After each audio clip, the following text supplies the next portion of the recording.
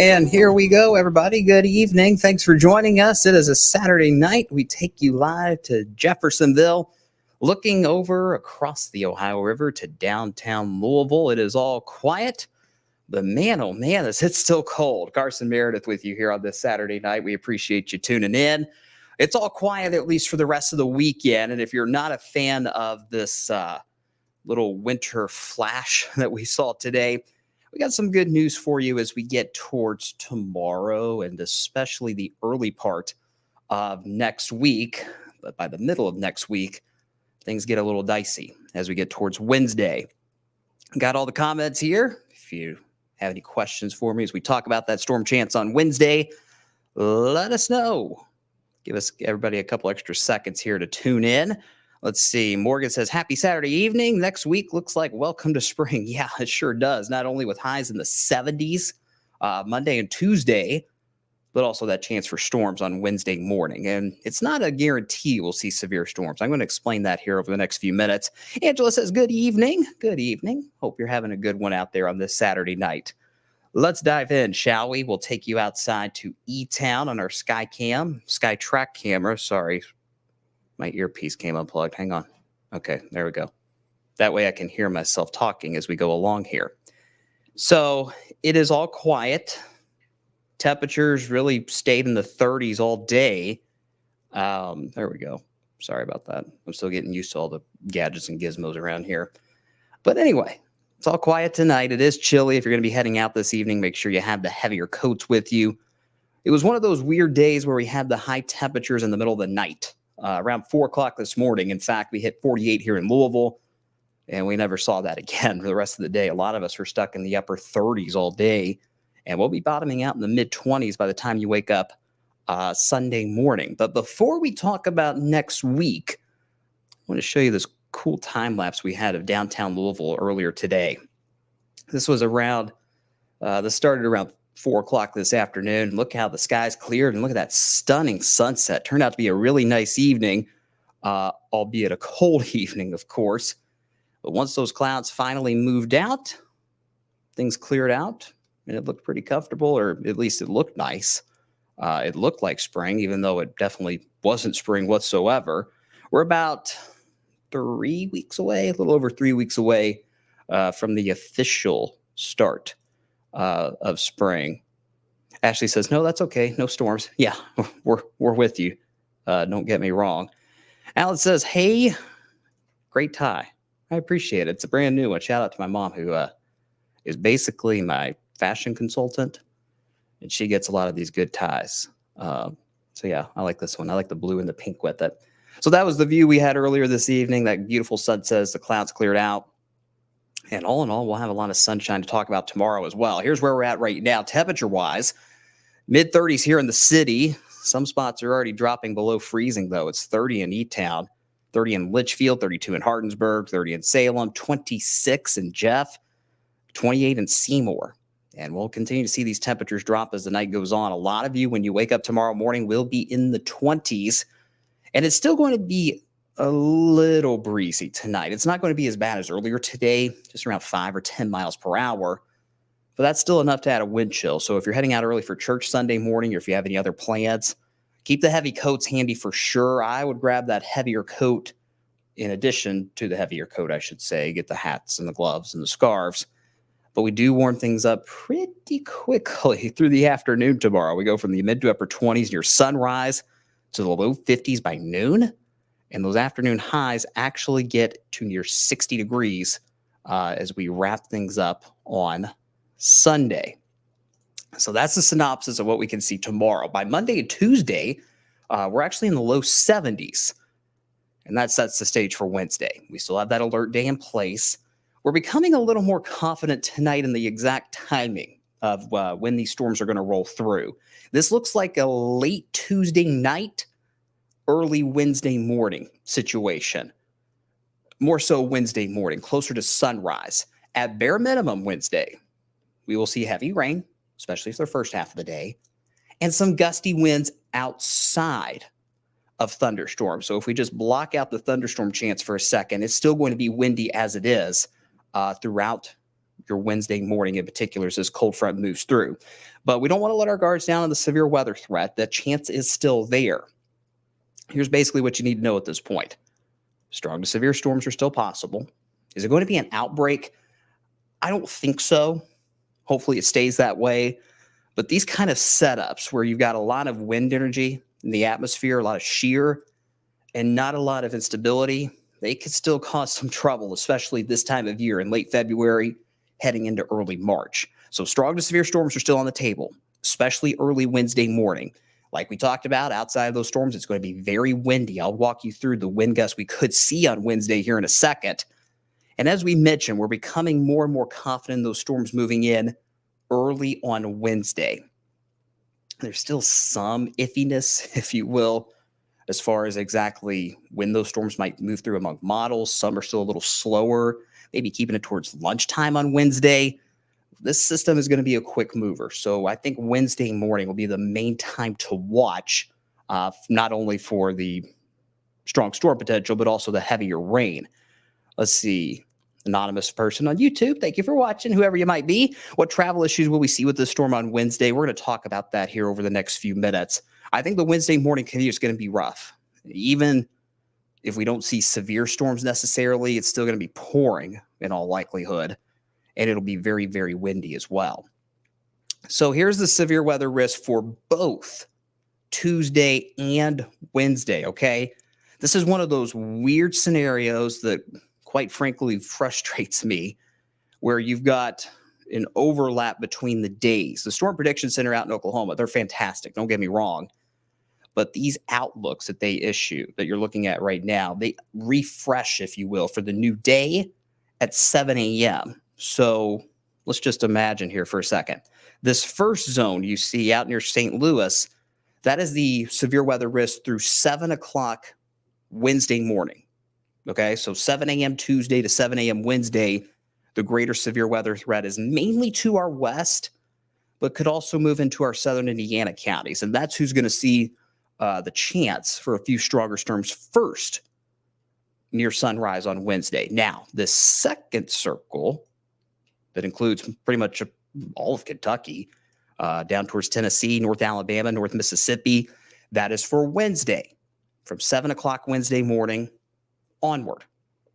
So that's why we're saying that Wednesday morning time frame is where we're going to have the better chance for those stronger storms if we see any.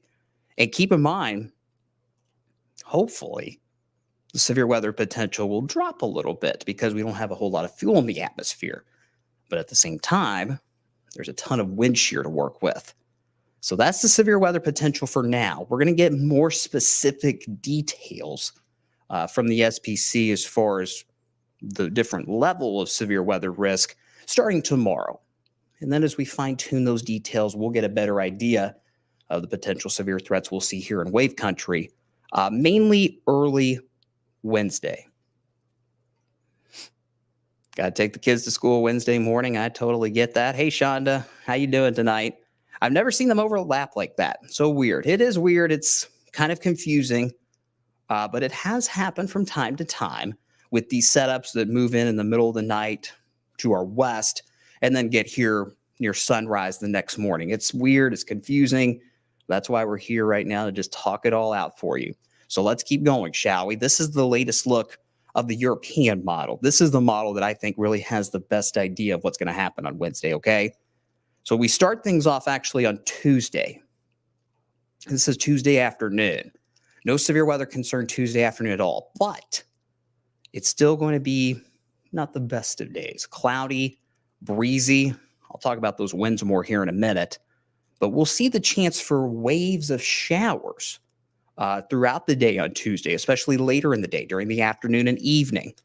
Maybe some heavy downpours here and there, but even with the cloud cover and the rain on Tuesday, we're still heading for the low 70s, which, by the way, Monday is going to be the pick with more sunshine and those highs still in the low 70s. Now we turn our attention to Wednesday morning.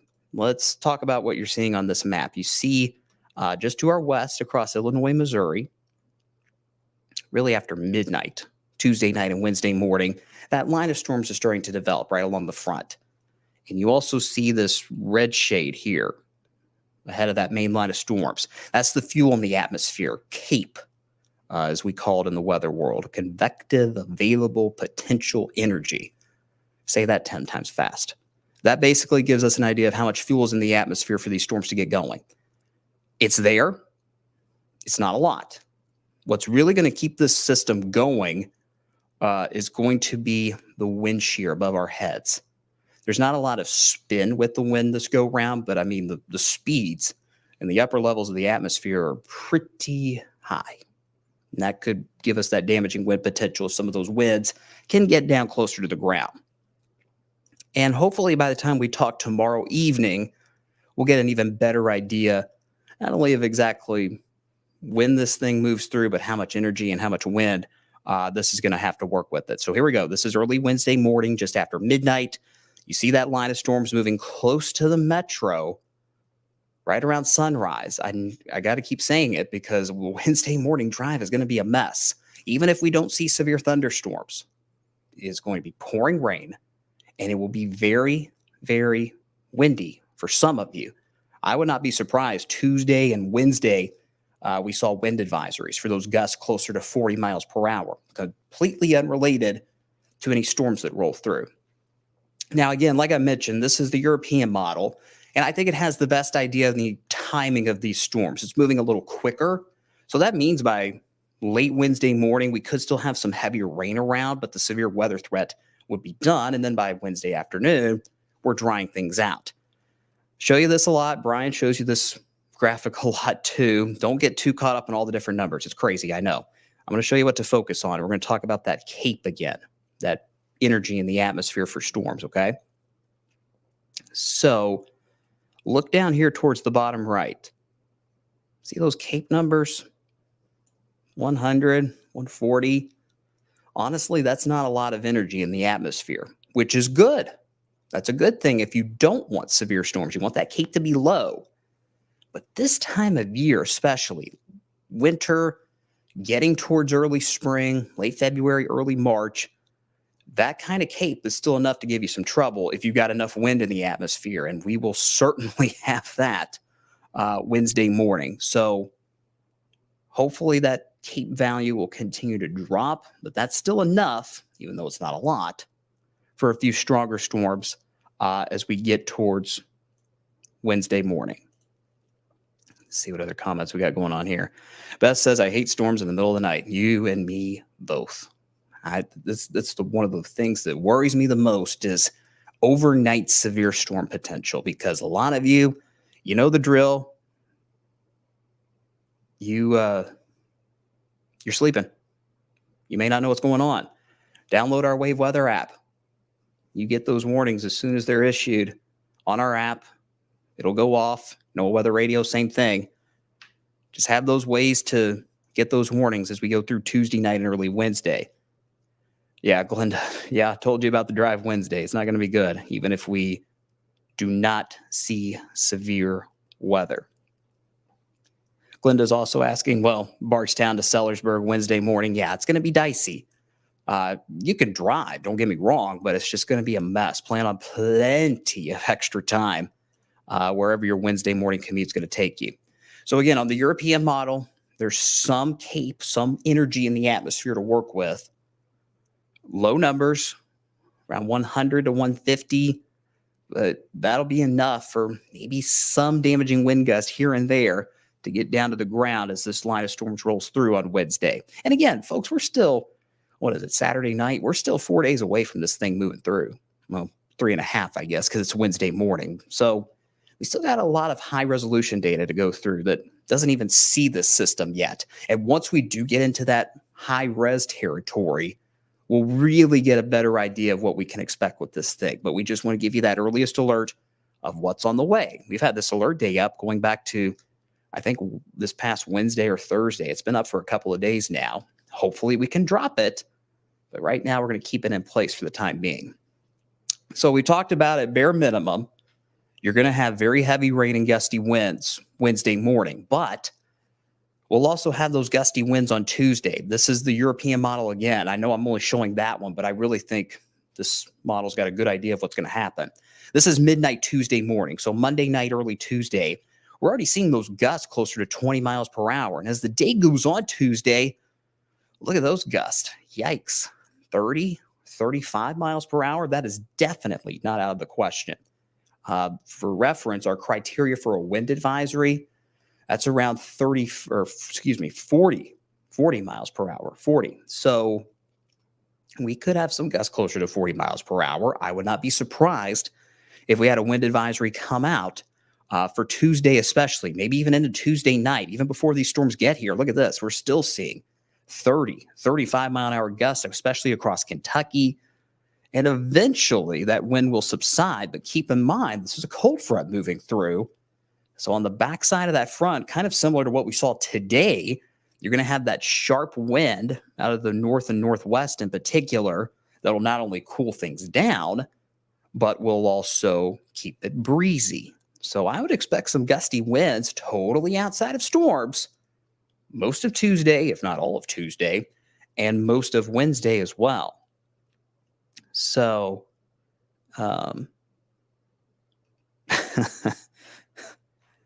Glinda says, it's a little surprising to hear Kevin's voice come out of my phone with an update. Yeah. Surprise, Kevin Harned's there with you. Yeah, we have it set to where Kevin's voice comes on whenever we send out a notification on the app. Jen says, so glad to see you on here. We miss you at Tran. Hey, yeah, good folks over there at Tran Orthodontics there in Middletown. Hope y'all are doing well. So yeah, this is going to be a busy setup for the middle part of next week. One thing I'll also mention is the rain. Yes, this is a quick moving system, but there's going to be a good dose of rain with it. We could see, don't take these numbers at face value, by the way. It's going to fluctuate a little bit, but we could easily see a half inch, maybe 1 inch of rain just with this system Tuesday and Wednesday together. I'm not worried about flooding or anything like that, but still another good bout of rain with this system as it rolls through for the middle part of next week. Here comes the 10-day earliest alert. Once the system moves out, we cool back down again into the 40s next Thursday, upper 50s on Friday, low 60s next Saturday, upper 60s next Sunday. We got a string of 20% rain chances next weekend. There's another system out to our south and west. Brian kind of mentioned this yesterday in his Storm Talk blog. Another low that's just hanging out near the Baja Peninsula out west. That low may try to scoot into our neck of the woods next weekend, but it looks like a lot of the moisture with it will stay to our south. I'm still keeping 20% chances in just in case we start to see a little more moisture come in, but I'm optimistic we'll be able to drop some of these rain chances for next weekend as we get closer. But we got to get through Wednesday first, and it's still going to be a little bit messy for the early part of this week. Jason says hello from Cloverport. Hope things are well down in Breckenridge County tonight. Let's see. Choose the voice you want on the app. I mean, that might be an option. I'm not sure.